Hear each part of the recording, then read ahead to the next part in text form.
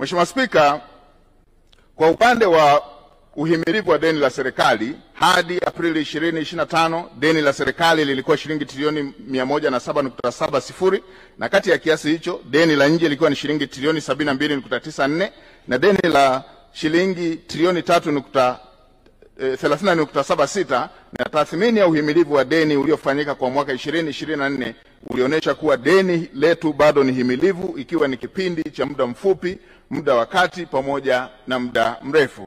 Katika tathmini hiyo, Mheshimiwa Spika, viashiria vinaonyesha kuwa kwa mwaka 2024-2025 tathmini ya sasa ya deni la serikali kwa pato la taifa ni 40.3 ikilinganishwa na ukomo ambao ni 55.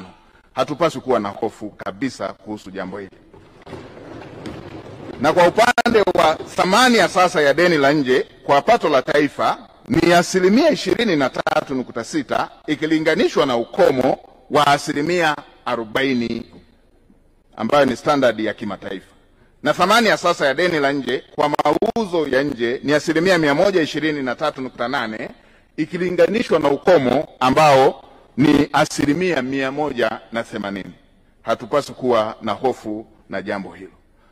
Mheshimiwa Spika, hadi Machi 2025 kampuni ya Moody's Investors Services ilifanya zoezi la mapitio ya kwanza ya tathmini ya nchi kukopesheka katika masoko ya fedha ya kimataifa kwa mwaka 2025 ambayo inaongelea pia uimara wa uchumi wa taifa letu.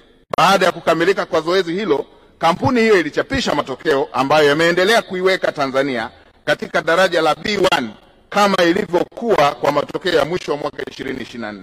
Aidha, kampuni nyingine kubwa Fitch Ratings iliendelea na mapitio ya kwanza kwa mwaka 2025, inatarajia kuchapisha matokeo hivi karibuni.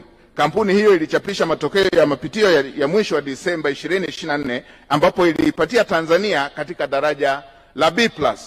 Mheshimiwa Spika, katika matokeo ya tathmini nchi yetu kukopesheka katika masoko ya mitaji na uhimilivu na uimara wa uchumi kimataifa inaendelea kuipa taswira chanya nchi yetu katika medani za kimataifa. Matokeo hayo ni bora kuliko nchi nyingine katika ukanda wa Afrika Mashariki na Kati na kusini mwa jangwa la Sahara.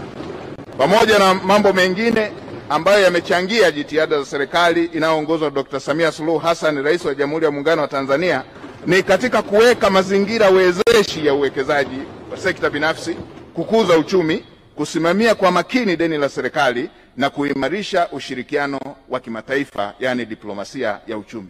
Mheshimiwa Spika, serikali itaendelea kutekeleza mikakati mbalimbali ili kuhakikisha kuwa deni linaendelea kuwa himilivu, ikiwemo kuimarisha ukusanyaji wa mapato ya ndani ili kupunguza utegemezi wa mikopo katika ugharamiaji wa bajeti, kuelekeza fedha za mikopo katika miradi inayokuza mapato ya ndani na mauzo ya bidhaa za huduma nje ya nchi, kuendelea kuwahimiza maafisa masuhuli kuzingatia maandalizi ya msingi ya miradi mikubwa kabla ya kuingia kwenye mikataba kwa mujibu wa sheria na kanuni, miongozo iliyopo, pamoja na kuepuka ongezeko la gharama za miradi inayokopewa fedha.